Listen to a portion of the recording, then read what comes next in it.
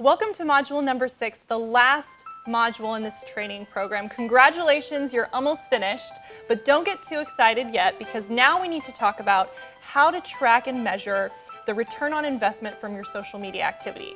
And ultimately know whether or not what you're doing, is it working? That's the question we need to answer. So I want to first talk about why it's important for you to know your numbers. No business wants to put time and resources and money into something that's not paying off.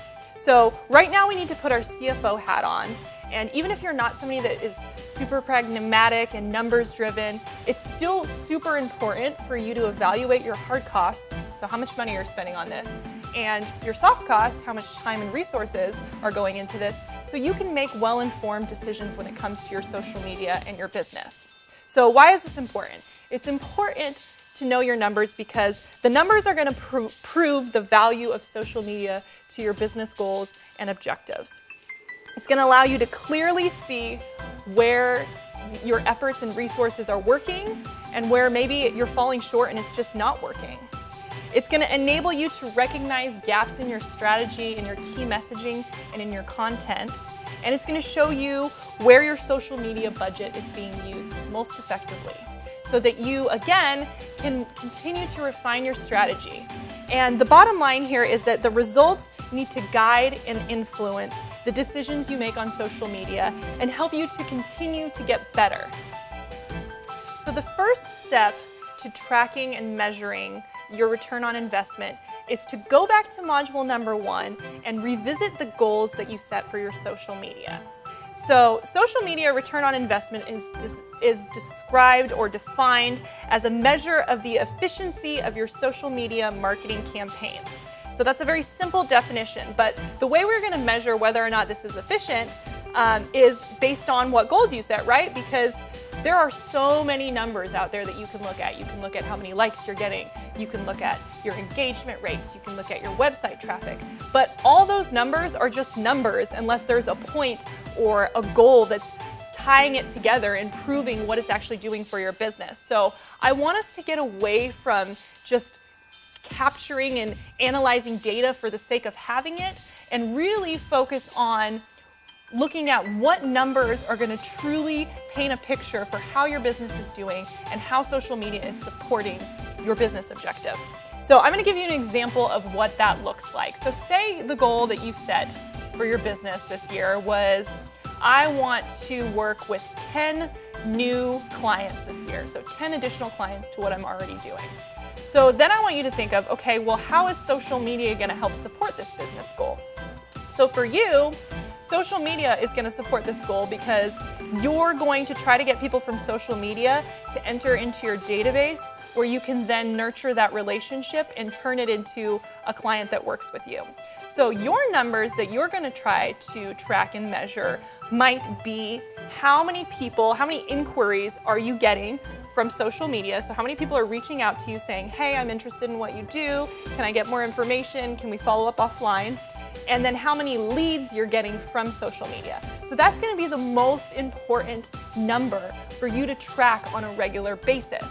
You don't need to be worried about how many likes or your follower growth per se, because that's not necessarily your focus. So now in that example, you can see how your numbers should be a direct reflection from the goals that you've set. It shouldn't be the other way around. You shouldn't be thinking of social media in its own little bubble. It really is a piece of your overall marketing efforts, and it all needs to be tied together in order to make sure that you're really, truly understanding your return on investment. I do want to add that there is a difference between non-financial outcomes and financial outcomes. So I used an example that was a financial outcome. So you're trying to measure how many leads you're capturing and how many of those leads convert into customers.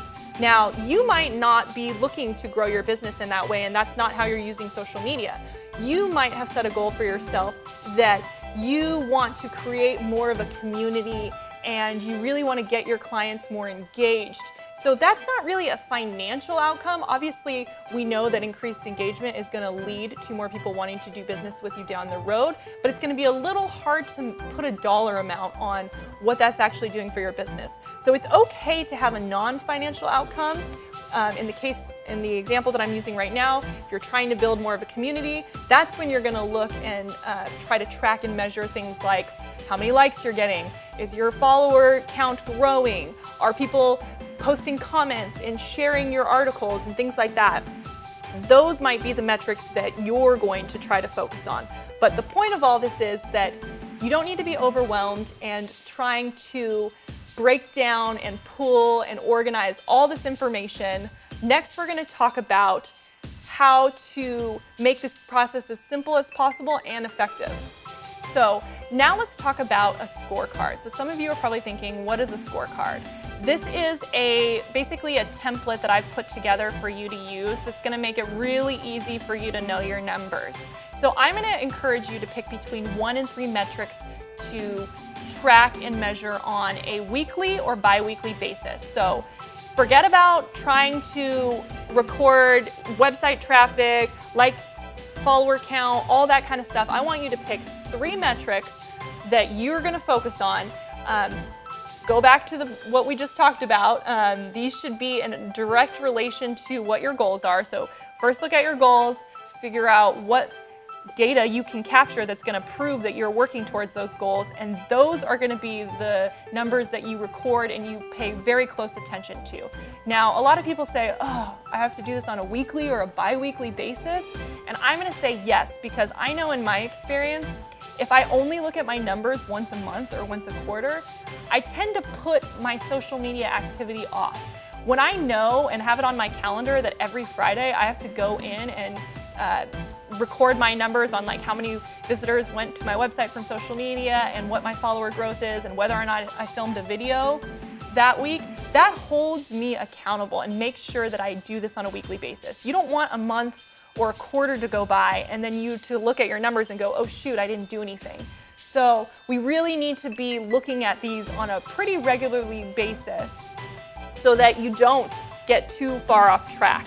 And the scorecard makes it really easy for you to do that. And it also makes it less overwhelming because you don't have to go in and create a custom report every time you do a new campaign or something like that. It's your core numbers, it's what you're looking at for the quarter or for the year, and it makes it super simple. So now that you know how you're going to track and what you're going to track, let's talk about tools. Analytics tools. There are so many out there. Let me tell you, I've done so much research on this and I've used so many of them. I'm going to argue that you should just not be worried about purchasing all these different types of tools out there. There are a million of them. Everybody wants a piece of your time, money, and energy. We know that. But I'm going to say stay away from buying these tools. Some of them are cheap, like Hootsuite, $10 a month. Some of them are really expensive, like Cision, Viral Heat, where you're spending thousands of dollars a month. You don't need that. You're not going to use the information. I'm a big believer in if you have a full-time staffer who is lives and breathes social media and they're spending 20 hours or more a week on your social media campaigns and they want to go deep with the analytics, then maybe it makes sense for you to spend some money on something like that, because that's the type of information that you're going to get. It's going to help you really go deep and analyze your community behaviors and decisions they're making. But if you don't have time to dig into that and create custom reports from it that help you influence your decisions with your social media strategy, then here's what I want you to have. It's very simple.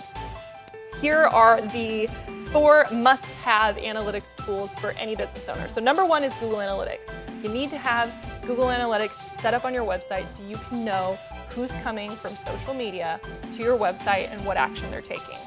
The second tool I want you to have is the Facebook Pixel tool.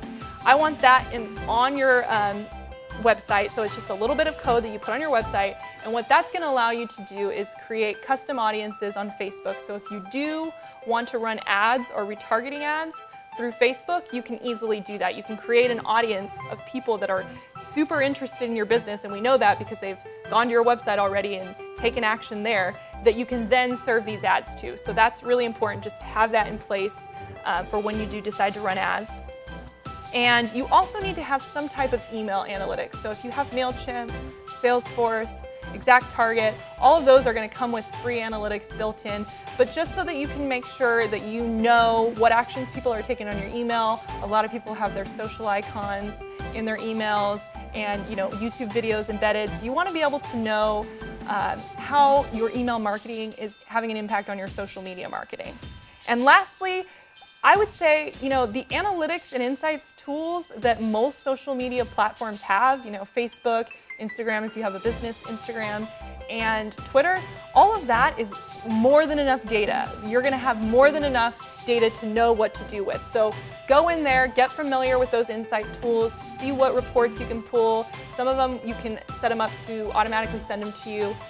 So just get familiar with that first before you consider investing in any paid analytics tools.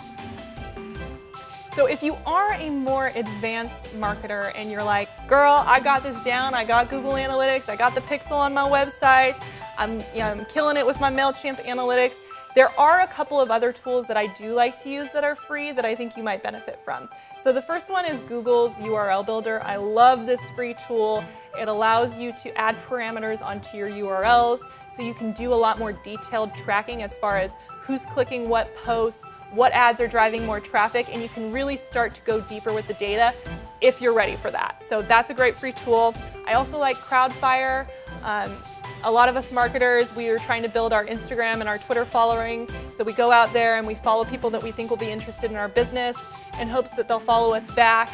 That's a strategy that a lot of people use. If you're doing that, try this tool because what it does is it allows you to go on and see who's following you back, and you can easily unfollow people who are not following you back. So I like to go in once a month and kind of clean out my Instagram and my Twitter accounts.